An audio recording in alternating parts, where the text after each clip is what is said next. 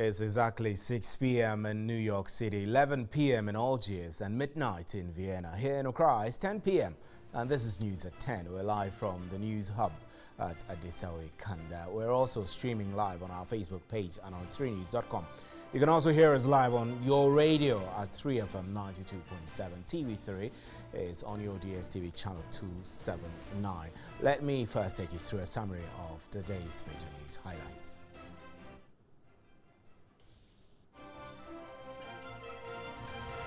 The Vice President has tasked the National Pensions Regulatory Authority to harmonize all pension schemes in the country.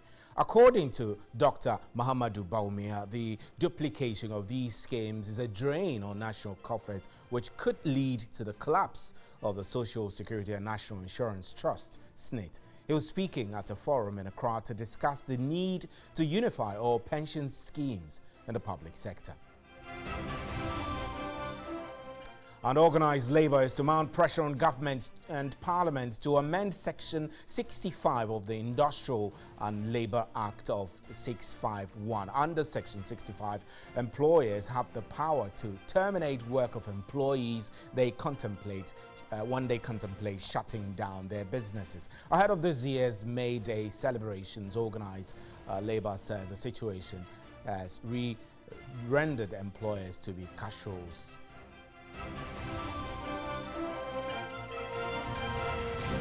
And wife of Vice President Samira Bawumia has called for a holistic approach to the fight against child trafficking in order to achieve the desired results. Speaking at the launch of the coalition of NGOs against child trafficking in Accra, Mrs. Bawumia said the fight against child trafficking can only be successful if it focused on the root causes and perpetrators are made to face justice.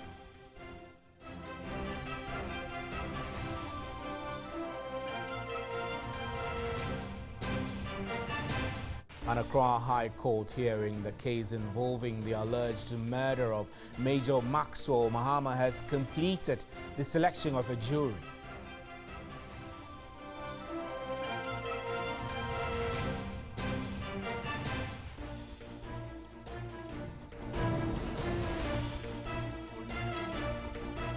In business, the Chief Executive Officer of the National Petroleum Authority, Hassan Tampuli, has hinted of implementation of the gas cylinder circulation policy expected to start in May this year. Licensed operators will procure, brand, maintain and fill empty cylinders to be distributed to consumers and households through retail outlets.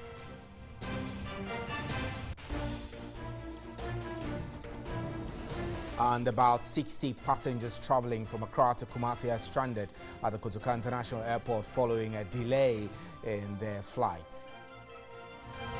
Some of them, who were supposed to have left as early as midday, say management of the airport has refused to give them any positive feedback.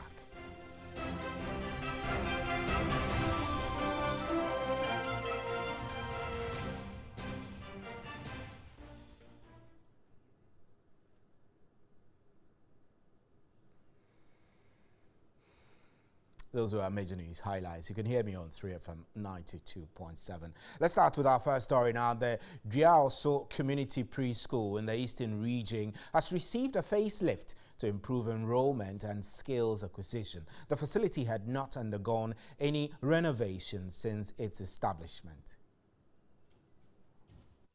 The Driaoso community in the Fantiakwa district of the Eastern Region has only one preschool facility. A higher percentage of the populace here are peasant farmers. Last year, the Miriam Thompson, with support from students and youth travel organizations, all non-governmental organizations began a preschool in an old school facility. Although pupils reported for school, others stayed home. The Ghana Chinese Association has renovated the preschool to ensure more pupils get enrolled in school.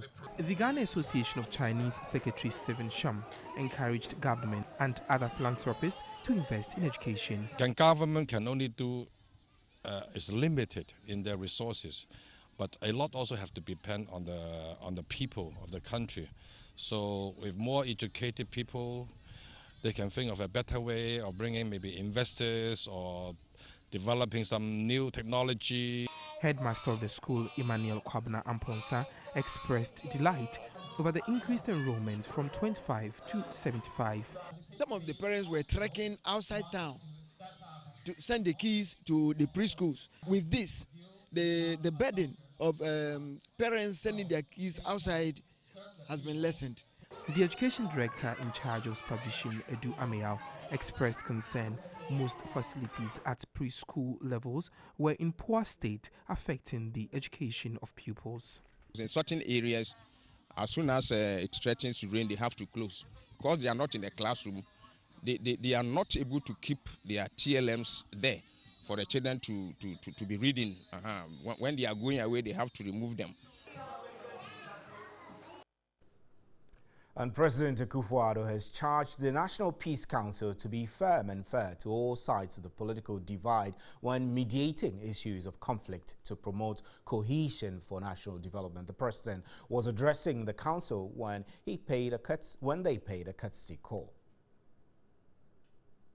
The National Peace Council was at the presidency to confer on some challenges confronting the council. Inadequate budgetary allocation from the government of Ghana. For instance, in the years 2013, 2014 to up to 2016, all the capital items budgeted for were not purchased because we were not given the budget allocations to be able to meet these needs. We have had to rely upon donors like UNDP and others for our activities. Assuring the Council of Government support, the President charged them to be firm and circumspect in addressing issues of political concern. They will have our support in the government and also in preaching against impunity in our society. The people who, when they commit offenses, whoever they are, whatever side of the political divide they are, if they fall foul of the criminal law, if they do acts that are intended to disturb the peace of our society, the peace of our nation, its stability and its coherence, should be held accountable for their actions. And that should be said and done without prejudice to who is the author, the color of whoever is the author of the act in question. The Vice President has tasked the National Pensions Regulatory Authority to harmonize all pension schemes in the country. According to Dr. Mahamadou Bawumia, the duplication of these schemes is a drain on national coffers, which could lead to the collapse of the Social Security and National Insurance Trust. He was speaking at a forum in Accra to discuss the need to unify all pension schemes in the public sector. Figures from the National Pensions Regulatory Authority indicate that 77,000 retirees receive monthly allowances from Cap 30 pension scheme, which was introduced in 1960. The security services and some staff within the public service also benefit from Cap 30. Currently, government has to release over 900 million cedis to pay these retirees, whose average annual benefit amount is estimated at 11,500 cedis. Vice President Dr. Mahamadou Bawumia said the figure could increase this year. How can those who make no direct contribution to their retirement earn more in pension benefits than those who make direct contributions to their retirement through payroll deductions? There's good reason why more people under the non-contributory schemes are tempted to opt for early retirement. Of course, they are better off in retirement than the average worker. Institutions such as the University of Ghana are also another pension scheme which put a strain on government purse. The NPRA has rolled out a host of initiatives to harmonize all pension schemes in order to guarantee their sustainability. Vice President Dr. Mahamadou Bawumia underscored the urgency in harmonizing all pension schemes. The continuing existence of non-contributory schemes contradicts the provisions of Act 766, which call for unification. This must change to ensure social equity. Sector Minister of Employment and Labour Relations, Ignatius Bafo-Awuah, implored the NPRA to create other pension schemes for informal sector workers. It should be possible for taxi drivers in Ghana to be rolled onto a pension scheme. It should be possible to get cocoa farmers on board the pension scheme. There are so many trade associations, Hairdressers Association, Tailors Association, Ghana Association of Garages, and what have you.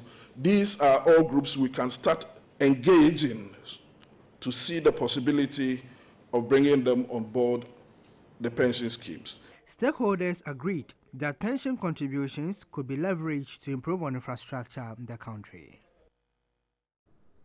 And about 60 passengers traveling from Accra to Kumasi are stranded at the Kotoka International Airport following a delay in their flight. Some of the passengers who were supposed to have left as early as midday say management of the airport has refused to give them any positive feedback. I'm currently here at the domestic terminal here at the Kotoka International Airport, and in there are about 50 passengers who were supposed to have left or traveled to Kumasi early on in the day, but as we speak now, they are all still inside there. We understand some of them have left by road already, and the others are still in there, and what they are saying is that they need a positive feedback from management of the Ghana Airport Company. So we will try as much as possible to engage a few of them to find out exactly what their stories are. Is that we've been here since midday. We had to check in for flights at 3 o'clock to Kumasi, and we've been here since then, and nothing is happening. We are not able to get a flight back to Kumasi. So that has been our problem. All right, and what has management been telling you? Well, the management, we had to march to the management. We met the manager, and he told us that they had technical problem in the morning, and for that reason, they are not able to take the flight at 3 o'clock. The flight there has to go to Takoradi and return before they can take us to Kumasi. Because of that, they gave us a time of 7:40. Initially, after canceling our flight at 3, they gave us the time of 6:40, that we are going to leave at 6:40. And later on, when we confronted him, he said that they have to change it to 7:40. Apparently, they had announced it. So when we heard, we were surprised at the new time schedule. So we had to go to them. And then they had to confirm that, yes, because it's going to Takoradi and be back before we can go. So we've been waiting since then. All right. So right now, what do you want done for you? Yes, and as I speak, you know, it's after 7:40 now, and we are still here. And they are saying that the flight has come, but they don't know whether it's safe for the flight to leave or not. So they are waiting to take the 8 o'clock update. What we want is that they have to take us to Kumasi. That is all that we want. The other alternative is that they have to book a hotel for all of us. Yeah, around 12 o'clock, 12:30, and they told me my flight's supposed to be 2 o'clock in the afternoon, but that didn't happen. And then they moved to 3 o'clock. That did not happen. So all of us are sitting there. We just don't know whether there's a plane or what is happening. Then again, we've managed to ask them, where is the plane? They told us they've got some technical issues. So they will fix it and they will let us know. This is still news at 10. We're live on TV3 and 3FM 92.7. We'll be right back with more news. Please stay.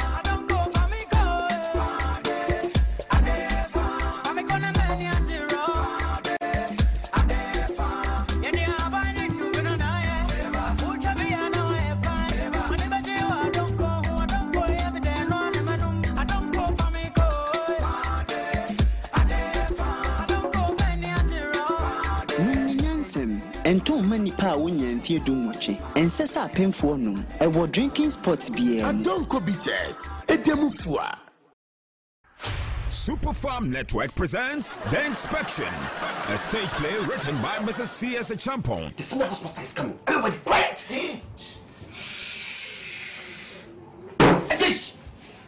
Where from that noise? Senior, please, my shirt fell.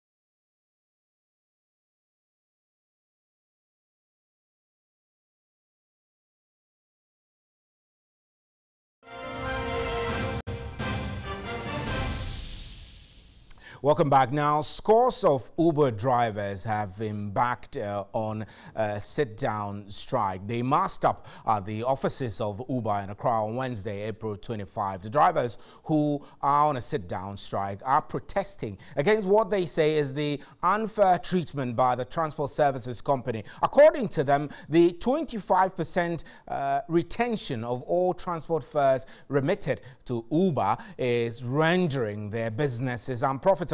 Uber has been operating in Ghana for about a year now, and its relatively improved services have led to most commercial transport users resorting to it at the expense of local taxis. The allegations of non-payment of taxes, for example, have been rife among taxi drivers as well as Uber drivers for some time now. The Transport Ministry and the GRA are, however, yet to bring finality to the matter. Officials of Uber are yet to make any formal comment on the latest concerns of their Uber drivers. But tonight, the drivers are here. Some of the representatives of the drivers are here to join me in a discussion to get to understand their concerns. Emmanuel Sam, to my very extreme left, is a spokesperson for Uber Drivers Association, and Michael Ofori, assistant organizer. Let me start with you, Emmanuel. What are your concerns?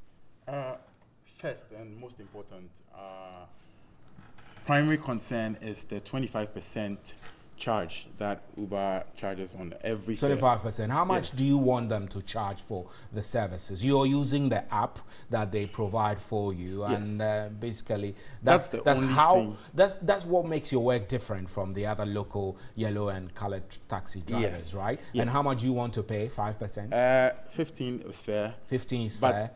I'm taking that because there are other rider app fares. Rider apps that are on the market that charge 15%. Rider apps, other rider apps, but you are not using the other rider apps. Why? Some of us actually are. You are? Not myself, but yes. Okay. So some of your members have been juggling between the Uber app and the rider app. But that's fair. That offers competition. So why the sit-down strike in particular over just the 25% or the other concerns you have? We have that relationship with Uber, and we want to continue it. And we are saying that they are charging you too much. Exactly. To go forward, they need to come down. Because they are successful because of your cars. Exactly. We are the ones who have and made if you Uber don't have your cars, then there is no Uber business. Exactly. But are you also not concerned that as you embark on the sit-down strike, Uber might not listen to you? I know that in a world where you protest, they have to listen to you. But are you not afraid that if, for example, they don't listen to you, they might as well ask you to just go and, you know? I'm not. You're not because we have plans. You have plans? Yeah. Great. So what are the plans? Drivers are meeting, all drivers are meeting on Wednesday, 2nd May, sorry. at the Trade Fair Center to discuss how we move forward.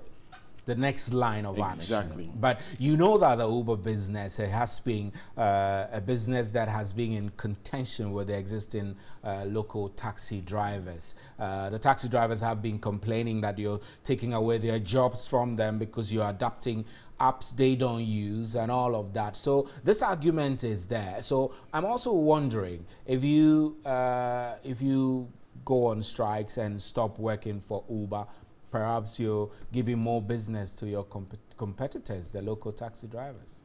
Yes, but it will because there are a lot of, since we came in, we have brought more business, and there are a lot of riders, so about 100 and you over think that 100,000. Uber must listen to you. So they must listen.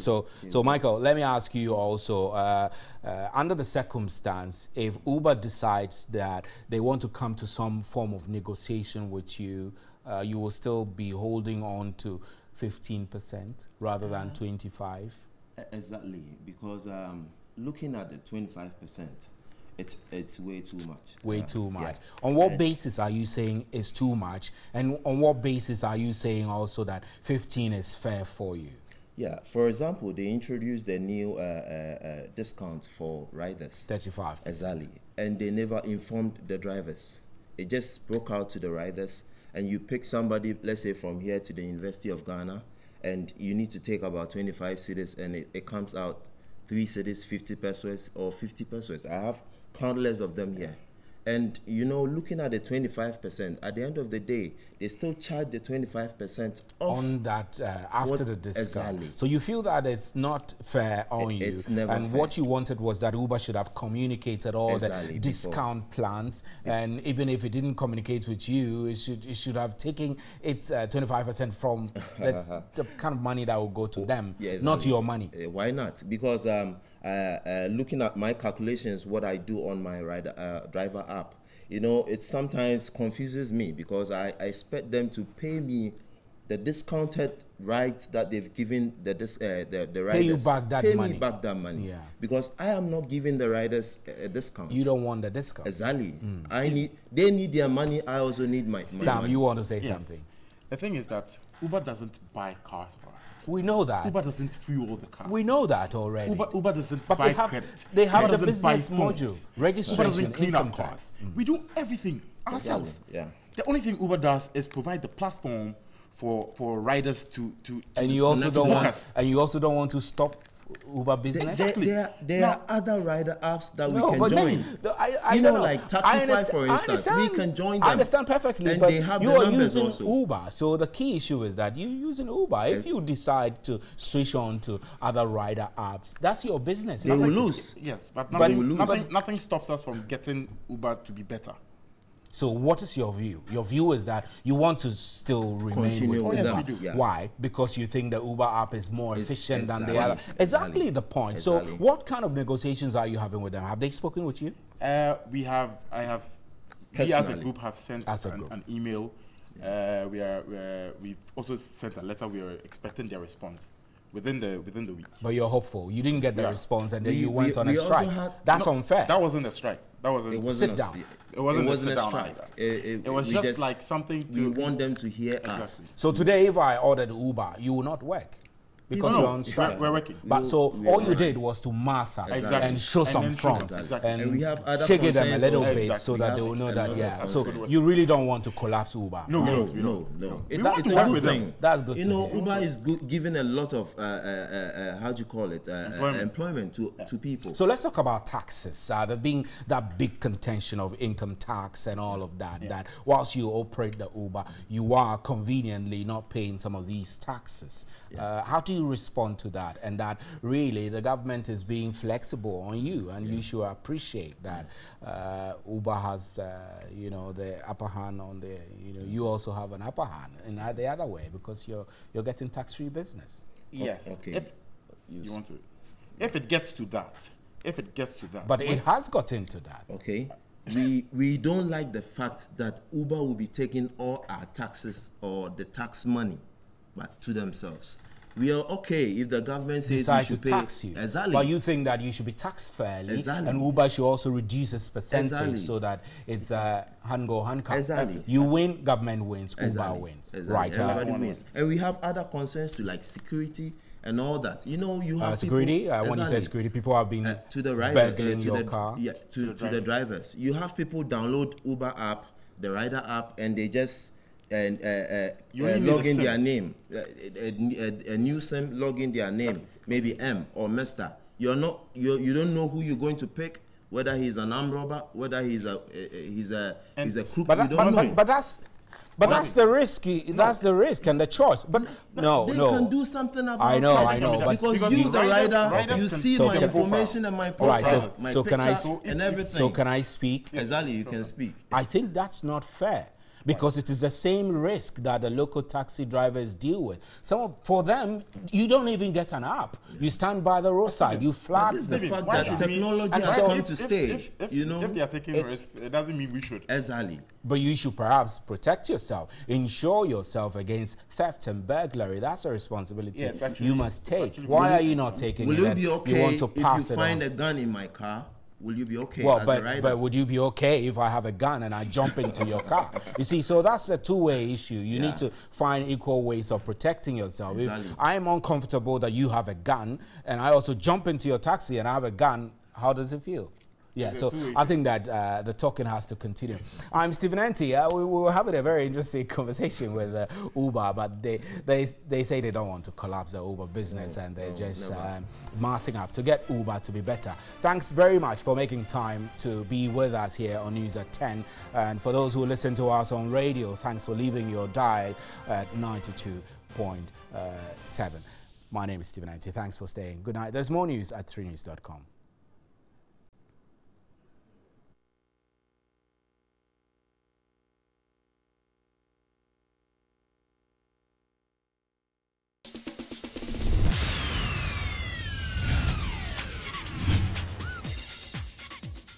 Productions in partnership with TV3 and Brisec at 80th anniversary present the latest Lateef Abubakar play, Men Don't Die. You heard that? Nonsense, be coconut. I know they had a dream. I had a dream say my wife, the whole night they can't kill me that. Hey, I had a dream say we they do am, but I tire.